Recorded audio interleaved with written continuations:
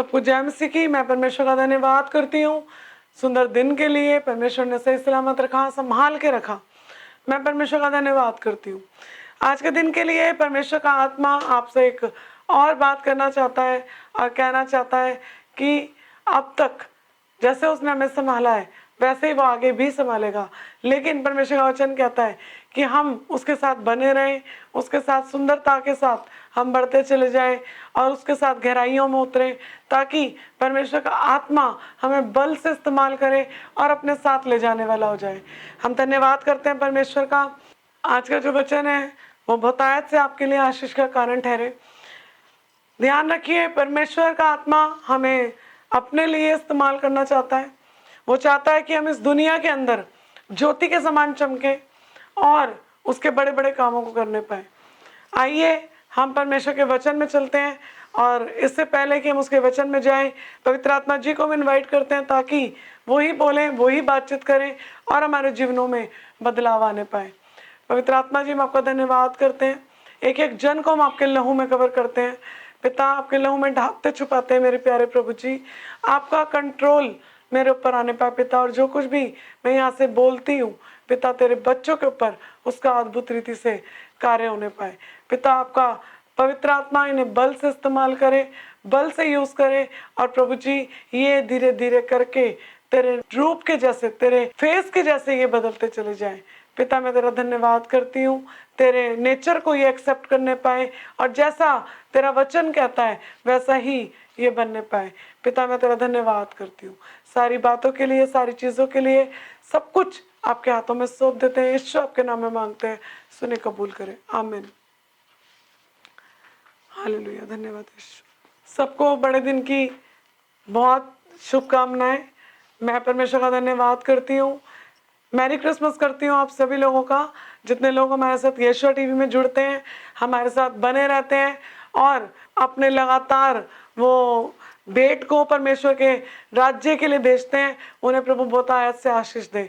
इस नए साल के अंदर परमेश्वर उनके जीवन में वो दुगनी आशीष, 1000 गुना आशीष उनके जीवन में जोड़ दे। आज के वचन के द्वारा प्रभु आपको बहुतायत से आशीष दे। हम वचन में जाने से पहले यही प्रार्थना करेंगे कि परमेश्वर का वचन आपके हृदय में अधिकाई से बसने पाए और वो 100 गुना फल लेकर आने पाए। आइए हम वचन में चलते हैं। लेकिन यहाँ वचन के अंदर परमेश्वर की कई बारी हमसे बड़ी शिकायतें होती हैं और मैं आपको बताना चाहती हूँ कि इसको आप नेगेटिव वे में मत लीजिए, सीखें, क्योंकि परमेश्वर का आत्मा हमें बदलने आया है। परमेश्वर का आत्मा हमारे जीवन में खुशहाली लेकर आया है। नए नियम के अनुसार परमेश्वर का आत्मा आया ताकि हमारे जीवन में एक उसकी अग्नि जलती रहे। हम जलते हुए दीपकों के समान इस संसार के अंदर जब चलते हैं, फिरते हैं, बोलते हैं तो यीशु मसीह हम में से नजर आए, लेकिन हमें यीशु नजर नहीं आते। कारण क्या है? क्योंकि हम दुनिया को दिखाने के लिए तो सुंदर हो जाते हैं, दुनिया को दिखाने के लिए हमारी बातें अच्छी हो जाती हैं, लेकिन हम खुद में अच्छा फील नहीं कर पाते हैं। उसका कारण यही है कि हम जैसा यीशु चाहते हैं वैसे हम बन नहीं पाते हैं। हम वचन में चलेंगे और वचन में परमेश्वर का आत्मा हमसे क्या बात करता है। यशाया की पुस्तक उसकी 5 की 1 से लेकर 6 आयत तक अगर आप इसको अपने घर में भी पढ़ेंगे तो यहाँ पर ये बहुत बड़ा वचन है, इसको आप तसल्ली से पढ़िएगा। सेम यही वचन नए नियम में भी है, सेम वही बातें हैं। मैं इसके कुछ कुछ वर्ड्स आपके लिए पढ़ूंगी। 5 की 5 से, अब मैं तुमको बताता हूँ कि अपनी दाग की बारी से क्या करूँगा। मैं उसके कांटे वाले बाड़े को उखाड़ दूंगा कि वह चट की जाए और उसकी दीवारों को ढा दूंगा कि वह रौंदी जाए। मैं उसे उजाड़ दूंगा, वह ना तो फिर छाटी और ना खोदी जाएगी, और उसमें भांति भांति के कटीले पेड़ उगेंगे। मैं मेघों को भी आज्ञा दूंगा कि उस पर जल ना बरसाए। परमेश्वर ऐसी बातें क्यों कह रहा है? परमेश्वर आशीष के दिन है, क्रिसमस के दिन है, ऐसी बातें क्यों कह रहा है? ऐसी बातें तो हमारे लिए परमेश्वर नहीं कह सकता। फिर से सुने, बड़ी ध्यान से सुने।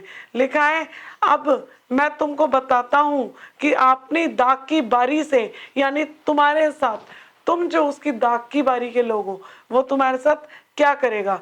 कटीली बाड़े उखाड़ दूंगा, जो कटीले हैं, जो अभी तक चुभने वाले काम करते हैं, उन्हें उखाड़ दूंगा कि वे चटकी जाएं, और उसकी दीवारें ढा दूंगा कि वे रौंदी जाए। मैं उसे उजाड़ दूंगा, वह ना तो फिर छाटी और ना खोदी जाएगी, और उसमें भांति भांति के कटीले पेड़ उगेंगे। मेघों को भी मैं आज्ञा दूंगा कि वे जल ना बरसाए। सुनिए क्यों कह रहा है प्रभु का आत्मा, हम इसको नए नियम से देखेंगे। यहाँ पर यीशु मसीह इसी बात का दृष्टांत देते हैं। आप इसको जब खोलेंगे तो आप दोनों वचन को जब पढ़ेंगे तो आपको बहुत अच्छे से क्लैरिटी होगी प्रभु यीशु मसीह ने ये बात किस लिए कही और परमेश्वर यहोवा ने ये बात क्यों बोली। सुनिए, एक और दृष्टांत सुनो। वचन है मत्ती पुस्तक 21वां अध्याय उसकी 33वीं आयत। एक और दृष्टांत सुनो। एक गृह स्वामी था जिसने दाख की बारी लगाई, उसके चारों ओर बाड़ा बांधा, उसमें रसकुंड खोदा और गुम्मट बनाया, किसानों को ठेका दिया और देकर परदेश चला गया। जब फल का समय आया तो उसने अपने दासों को कहा उसके फल लेने के लिए किसानों को भेजो। पर किसानों ने क्या करा? दासों को पकड़कर किसी को पीटा, किसी को मारा, किसी पर पथराव किया। आपको बात समझ में आई? फल का समय, ऐसी परिस्थितियां आई जब परमेश्वर हमारे जीवन में फल को देखना चाहता था, माफी देखना चाहता था, प्यार देखना चाहता था, तरस देखना चाहता था। ये देखना चाहता था कि ये इस सिचुएशन में कड़वे हो जाएंगे या मीठे बने रहेंगे, इस सिचुएशन में ये मेरे कामों को करेंगे या ये मुझसे अलग हो जाएंगे। लेकिन यहाँ क्या कह रहा है? जब वो दास फल देखने आए तो दासों को पीटा गया, मारा गया और क्या कर दिया गया? उनको निकाल दिया गया। अब यहाँ पे परमेश्वर वचन क्या कहता है 35वीं आयत में? पर किसानों ने उसके दासों को पकड़ के किसी को पीटा, मारा और पथराव किया, और उसने पहलों से अधिक और दासों को भेजा। अब उसने और ज्यादा को भेजा ताकि फल तो पता लगे हैं या नहीं लगे। सुनिए, वचन कहता है कि ज्यादा को भेजा, उससे अधिक को भेजा। अंत में उसने अपने पुत्र को भेजा। मतलब पहले एक दास को भेजा, फिर बहुतों को भेजा, लेकिन उन्होंने क्या करा? उनको पीटा, मारा।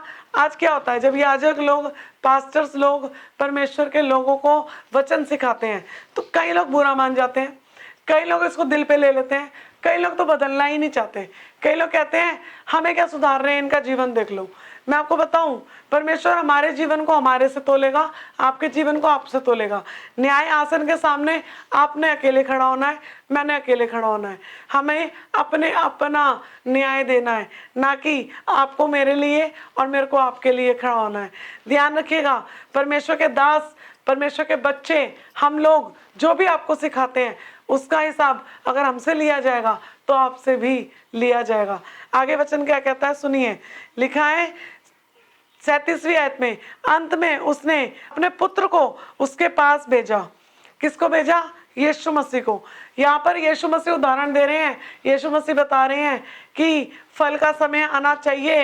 ये टाइम फल का चल रहा है। सिर्फ क्रिसमस ही ना मनाते रहें, सिर्फ गाने बजा बजा कर नाचते ना रहें, सिर्फ ये ना करते रहें, आज भी इंजॉय में ही लगे रहें।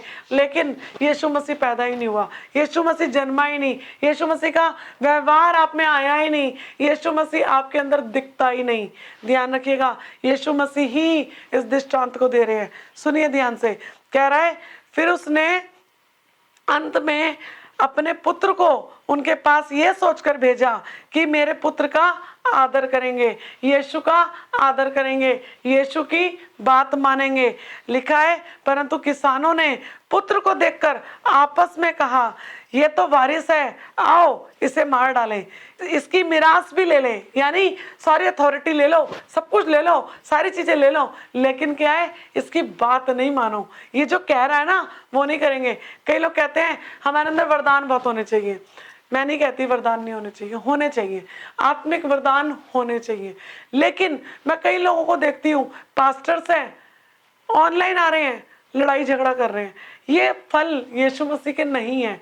यीशु मसीह के जो फल है वो तो बर्दाश्त करना, प्यार करना सिखाता है, एक दूसरे पे उंगली उठाना नहीं सिखाता, दोष लगाना नहीं सिखाता, बल्कि एक दूसरे को ऊंचा उठाना सिखाता है, एक दूसरे के लिए अच्छे शब्द बोलना सिखाता है। उसका वचन कहता है कि जो जो बातें उचित हैं, जो जो बातें सही हैं, जो जो बातें मन भावनी है, सुहावनी है, उन्हीं की चिंता किया करो। पता नहीं कौन से ऐसे दास हैं जिन्हें परमेश्वर ने यह आज्ञा दी है कि ऑनलाइन आकर दूसरे पास्टर की बेइज्जती करे, ऑनलाइन आकर दूसरे को नीचा करे। गलत तरीका है ये। यहाँ वचन कहता है कि परंतु किसानों ने पुत्र को देखकर आपस में क्या कहा, मार डालो, वारिस है, इसे भी मार डालो, इसकी मिरास ले लो। अब वचन क्या कहता है, अतः उन्होंने उसे पकड़ा, दाग की बारी से बाहर निकालकर मार डाला। इसलिए जब दाग की बारी का स्वामी आएगा, जब परमेश्वर न्याय करने के लिए आएगा, तो क्या लिखा है, तो उस किसानों के साथ क्या करेगा। सोचिए उन किसानों के साथ क्या किया जाएगा। परमेश्वर ने एक ही चीज चाहिए हमसे। क्या चाहिए? उसने चाहा है जब फल का समय आए, 34 मत्ती 21 की 34, जब फल का समय निकट आया तो उसने अपने दासों को भेजा, लेकिन फल नहीं मिले, लेकिन फल नहीं मिले।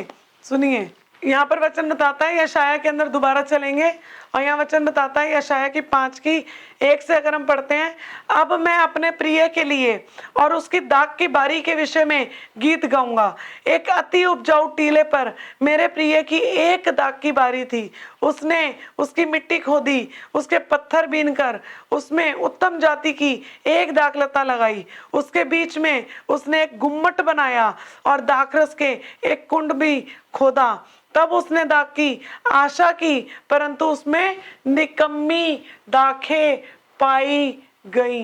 कौन सी दाखें? निकम्मी।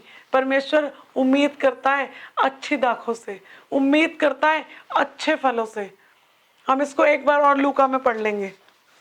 लूका की पुस्तक 20 अध्याय उसकी 10वीं आयत में क्या लिखा है, जब समय दृष्टांत दे रहा है फिर से यीशु मसीह, 9 से पढ़ते हैं। तब वह लोगों से यह दृष्टांत कहने लगा, किसी मनुष्य ने दाख की बारी लगाई और किसानों को उसका ठेका दिया और बहुत दिनों तक प्रदेश चला गया।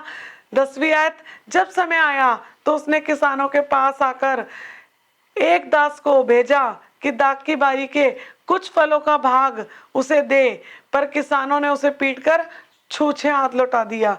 लेकिन आखिरी में अगर आप इसको पढ़ते हैं ना, सुनिए क्या लिखा है 14 से, जब किसानों ने उसे देखा, आपस में विचार किया, ये तो वारिस है, आओ इसे मार डालें, इसकी मिरास ले लें, और क्या किया, उसे बाहर निकालकर नष्ट कर दिया।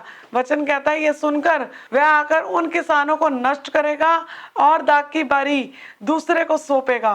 क्या करेगा? आपसे अधिकार ले लिया जाएगा।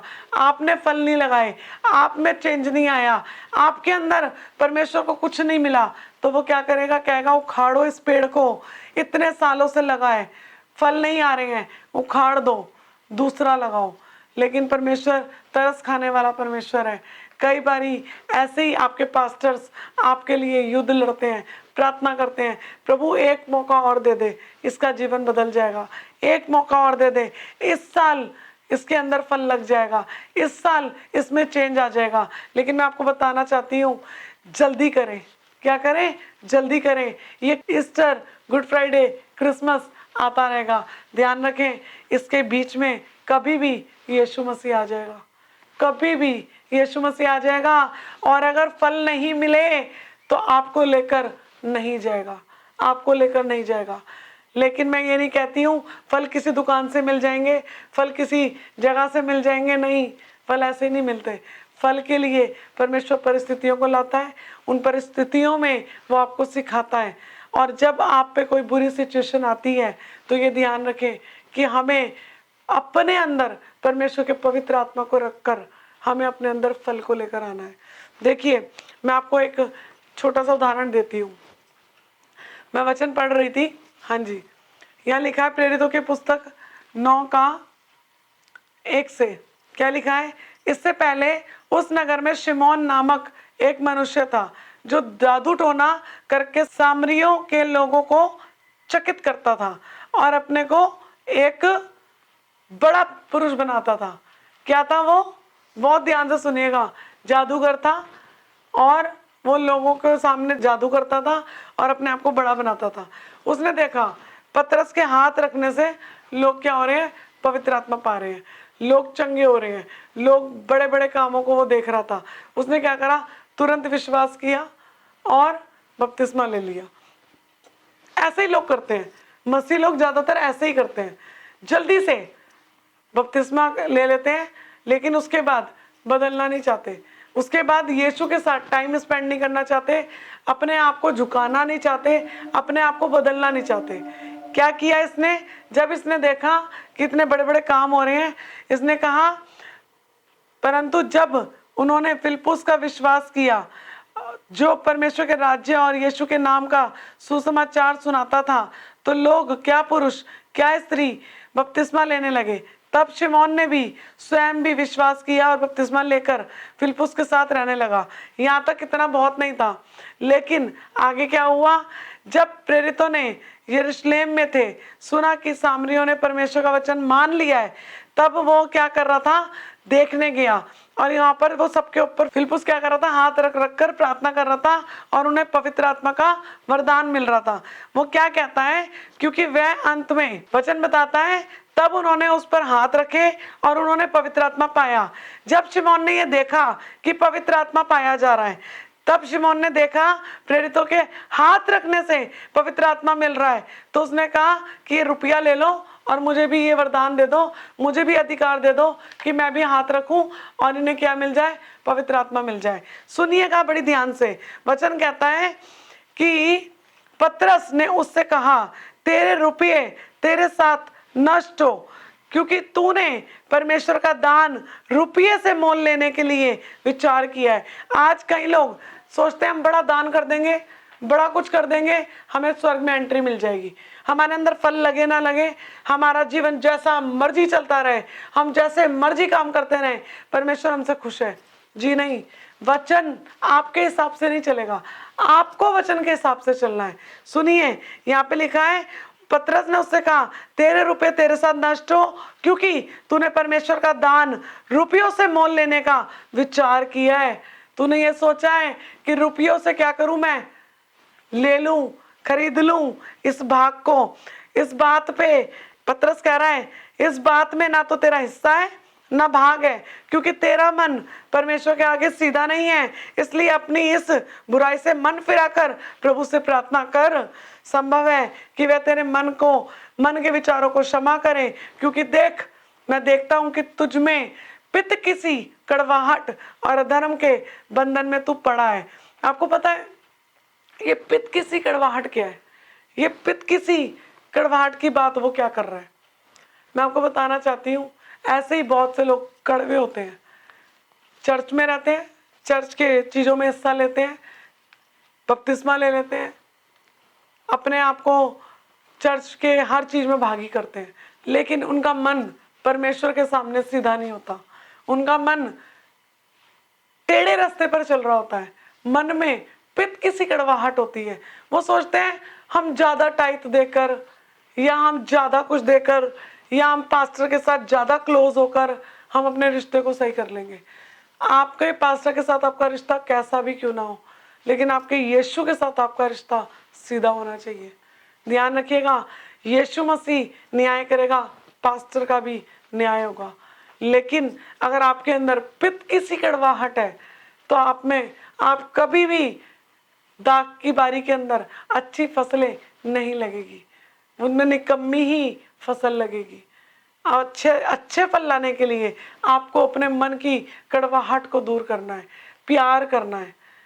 मैं आपको फिर कह रही हूँ, मैंने देखा है कुछ लोगों के अंदर कड़वाहट होती है, वो अपनी कड़वाहट को दूसरे में फैलाते हैं, वही कड़वाहट पूरे कलीसिया में फैल जाती है। अपनी कड़वाहट के लिए प्रार्थना करें, बोले परमेश्वर मेरे अंदर इस कड़वाहट को दूर करें। मैं आपको बताऊं, माफ करना आसान नहीं है। हमारे साथ लोग धोखा करते हैं, हमारे साथ लोग चीट करते हैं, हमें माफ करना पड़ता है सिर्फ इसलिए क्योंकि यीशु ने किया है। अगर आप माफ़ नहीं करेंगे तो हम यीशु के जैसे कैसे बनेंगे? अगर आपको यीशु के जैसा बनना है तो उसके लेवल का प्यार भी करना पड़ेगा। मैं आपको बताना चाहती हूँ कि लोग कैसे भी क्यों ना हो, आपको तो यीशु मसीह की तरह ही करना है। दूर हो जाएं, करीब ना आए ज़्यादा, माफ़ कर दें, लेकिन कड़वाहट ना रखें, क्योंकि आपकी कड़वाहट औरों में फैलेगी। और परमेश्वर का वचन कहता है, एक कड़वी जड़ पूरी कलीसिया को कड़वा बना देती है, सब में फूट पड़ती है। एक बात सबको पता लग जाती है तो वो प्यार खत्म हो जाता है, वो यीशु का नेचर खत्म हो जाता है। ध्यान रखें, यीशु के जैसा बनना है, दुनिया के जैसा नहीं बनना।